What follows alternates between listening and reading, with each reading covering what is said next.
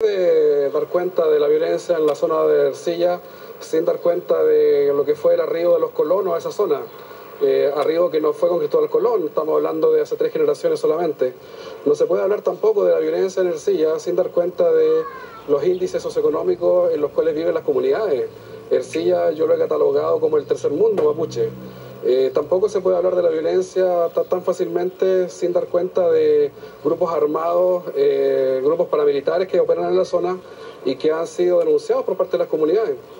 Correcto, Pedro. Hemos estado atentos también en estos días a un grupo de personas que realizó una huelga de hambre. Hay noticias al respecto a esta hora, pero antes quiero invitarte a revisar lo que dijo al respecto esta mañana el senador por la zona, además, Alberto Espina, aquí en 24 horas. Okay.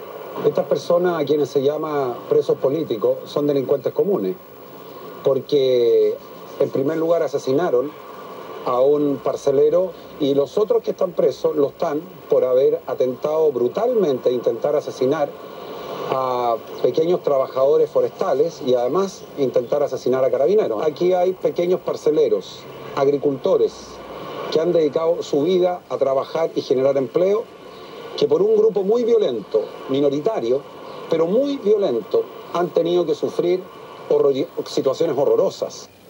A ver, Alberto Espina habla aquí, Pedro, de grupos minoritarios, de grupos muy violentos, de delincuentes comunes. Quiero agregar un antecedente que no teníamos en la mañana.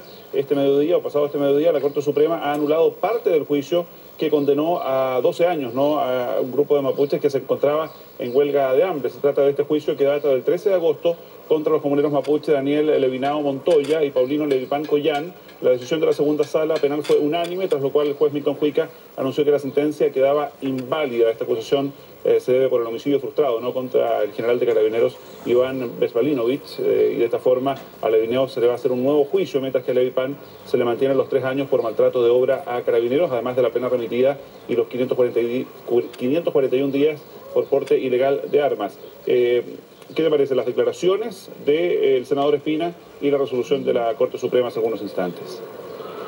Bueno, en primer lugar, las declaraciones del senador Espina no me sorprenden.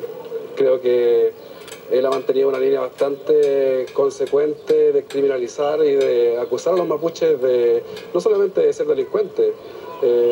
Hace un par de años atrás él hablaba derechamente de que nosotros éramos terroristas, subversivos. Él fue quien habló de denuncias de vinculaciones mapuche con la FARC, que nunca llegaron después a tribunales. Entonces no me sorprende mayormente. Creo sí que en el caso del senador Espina, yo enviaría al senador Espina a darse una vuelta por Nueva Zelanda. Yo creo que él comprendería una cosa que acá se obvia bastante, y que en Nueva Zelanda no solamente confluyeron escenarios propicios políticos para que el pueblo maorí se pudiera empoderar. En Nueva Zelanda también hubo una clase política a la altura del conflicto, y en Chile carecemos los mapuches de una contraparte a la altura del conflicto, y senadores como Espina son quienes constantemente están torpedeando cualquier instancia de diálogo, cualquier instancia de apertura que el movimiento mapuche pueda abrir respecto al Estado. Pedro, ustedes o tú personalmente reconoces la existencia de violencia de ambas partes, ¿no? Absolutamente. Quería saber de qué manera el Estado debiera enfrentar esa violencia, porque el propio senador Espina decía que había que aumentar la presencia policial, pero sabemos que los comuneros mapuches han denunciado una militarización en la zona. ¿De qué otra manera se debe enfrentar esta situación para bajar los niveles de violencia por ambas partes?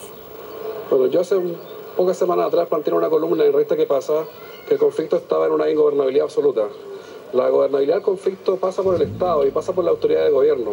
Son las autoridades de gobierno quienes tienen que gestionar este conflicto y quienes tienen que dar una salida política. El conflicto mapuche no va a persistir eternamente en el tiempo si no se llega a un diálogo político y a un diálogo de altura política con las instancias mapuche organizadas que existen y que son representativas. Y en ese sentido, Pedro, disculpa, ¿cuál ha sido la principal falla que ha tenido no solamente este gobierno, sino que el Estado desde hace años para enfrentar el tema? En primer lugar, hay un desconocimiento absoluto de la historia. Hay una ignorancia supina de parte de la élite chilena respecto de lo que ha sido el pueblo mapuche y lo que ha sido la historia de relación que ha tenido el pueblo mapuche con el Estado chileno y anteriormente con España. Yo creo que hay una ausencia absoluta ahí de antecedentes históricos.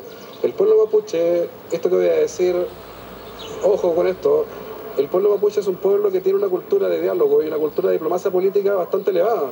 Los loncos tradicionales con los cuales el gobierno hoy día, parte de ellos, está conversando en Ercilla, le han demostrado a las autoridades que una de las cosas que nuestra gente más hace con facilidad es dialogar.